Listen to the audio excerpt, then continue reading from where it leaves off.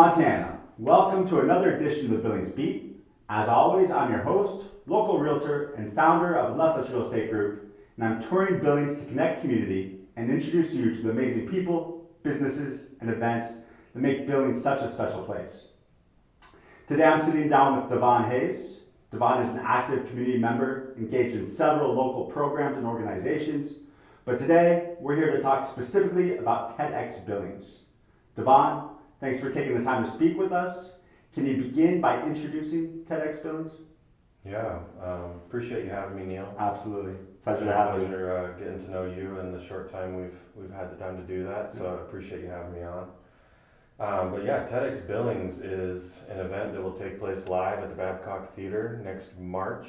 It'll be on the 5th of 2022, and the theme for the event is Inspiration Under the Big Sky, staying true to our roots while developing our future. So we are featuring only Montana-made products at this event. So you're going to be able to see 16 different speakers / presenters. Wow. That are all based locally here in the great state of Montana.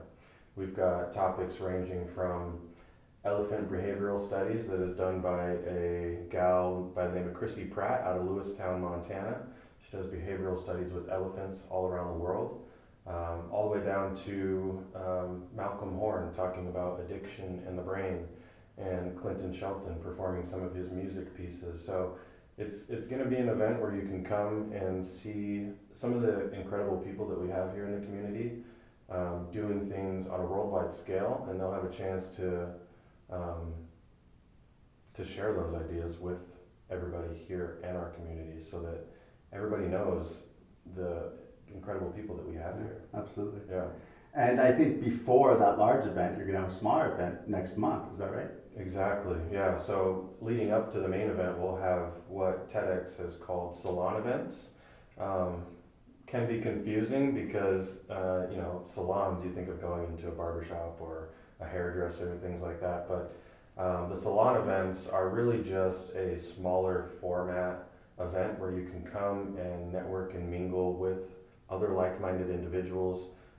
We are featuring each of our 4 headliners at our salon events. So we had our first salon event last October. Headliner William Henry was the featured speaker at that particular one. And it was a great event, sold out. We have those events at the Post right next to the depot. And we're super excited for next month's event. So it'll be on June 18th. We're going to feature Sherry Wynn, who's a national championship basketball coach. She's an Olympian and somebody that speaks all across the globe on a wide variety of topics. And she's located right out of Fishtail, Montana. So super excited for everybody to come, have a chance to get to know her and kind of what she's all about. But we'll also have an opportunity to listen to her favorite TED Talk that she's found throughout her years, and really just get in the right frame of mind for what this main event is going to look like next March. Great. And if someone wants to learn more about either of these events, the salon events or the larger event, how can they do that? The best way is to follow us on Facebook or Instagram, LinkedIn. Everything is Tedx Billings, one word. You can also follow us along on our website, TEDxBillings.com. Any of those avenues are going to be the best way to stay up to date with what's going on. Okay.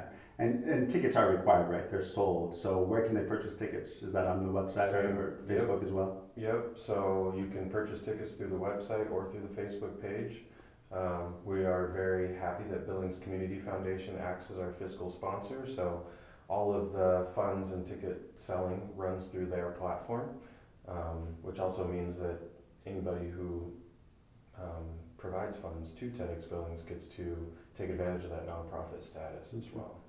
And Tedx Billings, how long has Tedx Billings been in existence? What is your role with Tedx Billings? So Tedx Billings has actually been in Billings before. I'm not the first one to bring it here. I believe they had 2 or 3 events in early, I want to say 2013, 14-ish, somewhere in that range. So it's not a new thing to the Billings area. Right. What it is new is the way we are going to throw this event. We are doing it in such a fashion that we want to turn Billings into the regional destination for TEDx speakers. Fantastic. So I am the lead organizer and licensee for the event. So everything falls on my shoulders at the end of the day, but I've got an amazing team of people that are behind the scenes. Actually, they're out in front, really helping make this event come to fruition. How large is that team? Because this is a big event, right? Right. And so how many people are working with you to make this happen? Gosh, we've got about 9 people on the executive team and many other people that are helping this thing happen. We've got Kelly Maxwell's our marketing director. Kathy Colin is helping me out with the lead organizer role. We've got Cody Wrights from the Metro Park. He's one of their event coordinators. Octalina Reiger is our event director. Mark Donahue is going to be doing the video production. We've got Gary Carson managing our website and online presence. It's an amazing team. You got a lot of help there. It's an amazing team, Yeah. and I haven't even mentioned everybody yet. Right. You know? Yeah, I can't say enough about the team that's helping me put this thing together, and the support from the community has been great as well. Which leads me to my next question. I mean, these things cost money. TEDx costs money. You know, how can the community support? I mean, aside from actually going to the events and going there, I mean, what else can they do in addition to that? Yeah, so if people want cool things to come to Billings, then we have to step up as a community to help those things come to fruition. So the best way for people to help this event, happen is to come through with sponsorship dollars, donation dollars. Though that is really all we need at this point. Okay. And how can they do that? Do they approach you? Do you have So we can accept any amount of donation through the website and the Billings Community Foundation platform. You can set up a meeting with myself or any one of the other executive team members to talk about how we can really make this work for your organization as well. You know, any partner that does partner with us, we really want to make sure they get the value out of it, and we help address, you know, problem areas that they see in their organization. So any dollar amount is a good dollar amount. Right. There's nothing too small, nothing too big, and we've got many different levels to choose from. So you've been doing this for approximately a year, Mm-hmm. okay? And what do you see for the future of TEDx Billings? What's your vision? Well, my vision, along with everybody else on the executive team, is to, like I said before, change this event into something that speakers seek out to come and speak at. So we really want to turn this into the regional destination for TEDx. I see us starting off in the Babcock, hopefully selling out the Babcock at some point, and then moving over to the Alberta Bear Theatre, selling that event out a couple of years in a row, and ultimately selling out the Metro. You know, I think Billings is ready for an event like this, and what better way to put our city on the map in a positive way than to bring a TEDx event here to town. Absolutely.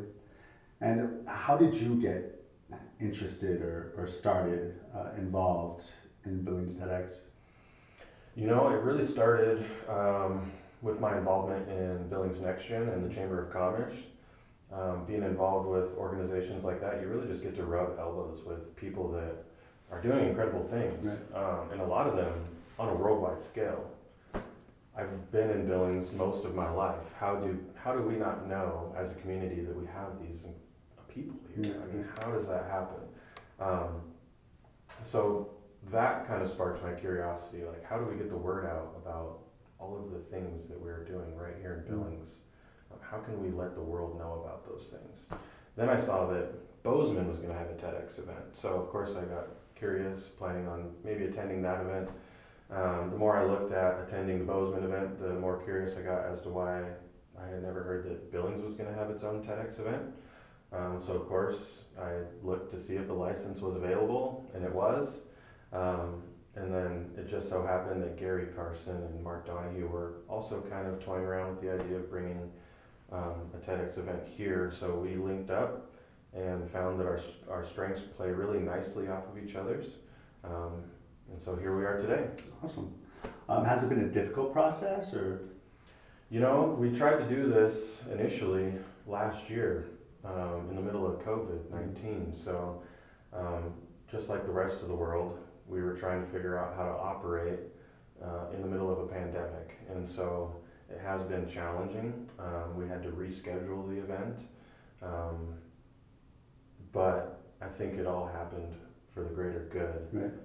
Because I think that now we are in a much greater position than we were last year to really pull this thing off in the form and fashion we truly envision. Right. So everything happens for a reason. Absolutely. And I couldn't be more excited about the direction that we're headed. Perfect.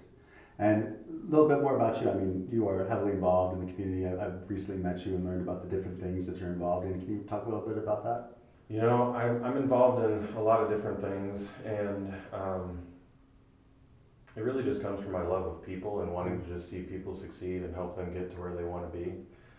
So any organization that kind of fits into that sort of arena is one that I want to help out in any way that I can. So fairly heavily involved with Billings Next Gen, big believer in that organization and how it can connect young professionals to opportunities here in our city. And then through that, I've been able to get involved with the chamber. So I sit on 2 different boards with the chamber. I'm on the local government advisory board as well as the diversity and inclusion board. And both of those topics are important to me for a multitude of different reasons. But more than anything, it just goes back to helping people and helping to create an environment where business can happen easily and everybody's got that opportunity. So anything I do, I try to just kind of lead with those 2 things in mind. And luckily I've been able to find a lot of organizations that do that. Outstanding. Let me ask you this more on a personal level. You know, you're a well-known guy in the community, but is there something perhaps that people don't know about you? Something that might be surprising to some, or? I don't know if anything's surprising. I pretty much let everybody know what I'm doing and what I'm up to. But you know, I'm somebody who's been involved with sports my whole life as well, and I've got 2 kids of my own. So I've been coaching my son's baseball teams and getting my daughter ready for the Big Sky State games. So what'd she do? Super pumped about that. She wants to be an Olympic runner. Nice. Yes. So spending a lot of time pouring into them when I'm not out and about, pouring into my community. But I don't think that's a surprise to anybody. How old are your kids? My daughter is 7 and my son is 6. Right on. What sports did you play? Gosh, you name it, I've probably played it. Yeah. Here locally, or? Yeah, I went to high school at senior, went up to college at MSUB, did track and field almost my whole entire life, played football and basketball and baseball, and I still play those things from time to time with rec leagues and things like that. But right now I'm really just trying to help my kids get to where they want to be in their sporting life. What are your challenges, I mean, personally? My personal challenges are probably that I get myself involved in a million things at the same time. I hear you. And you know, that just kind of comes with the territory, I suppose, when you want to help as many people as you can. Right. You end up putting yourself in that kind of a position. But I've really just learned that it's all about time management and making sure your calendar has everything blocking. It's all about blocking, out. right? Yes, and as long as that calendar is where it needs to be, life tends to flow. If it's not in the calendar, it doesn't happen. Yeah, exactly, exactly. So, yeah, just wanting to be involved in as many things as possible, I think, is my biggest challenge. So I'm learning to kind of hone in on, focus on those few things that truly provide the impact I'm looking for. Which, you know, as a parent as well, you know, one of the things I struggle with, maybe you can share your philosophy or your how you attack this, but how do you balance work and family? Yeah, you know, it's a tough one. You know, I don't know if my wife would say I do such a good job at that. I need it. But, you know, it's always a work in progress. I don't think you'll ever truly give everything 100%, especially if you're somebody that's out there trying to do stuff not for just your own family, but for your whole entire community around you. So I think a lot of it is just you know, letting your family know what you're involved in and why that's important, why should we help other people and not just ourselves. Being a role model, right? So I think it just comes to, you know, letting your kids and your family know what you're doing, what kind of impact that has, and why they should, you know, maybe look to do something similar in their own lives. Setting an example. Mm-hmm. Devon, thank you so much. It's been really good getting to know you, learning more about TEDx Billings. Look forward to the salon event that's coming up next month. If you guys have not yet, if you're interested in attending the salon event, hop on Facebook, hop on the website. I believe there's only a certain number of spots for the salon event, right? And I think you're close to meeting that number. Correct. Is it 50? 30 tickets is all we're selling to this event. 30 tickets only. Last time I was online, I think there was only about, 20 have been sold, so maybe about 10 left. So if you want to go, and I highly encourage you to do so, hop online, purchase that ticket. Look forward to a larger event in October, that's right?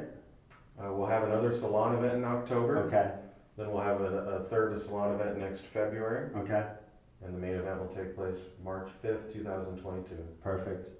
So with that, thank you so much. Until next time, this is Neil Byer, the Leftist Real Estate Group, Billings Beat, signing off. Cheers.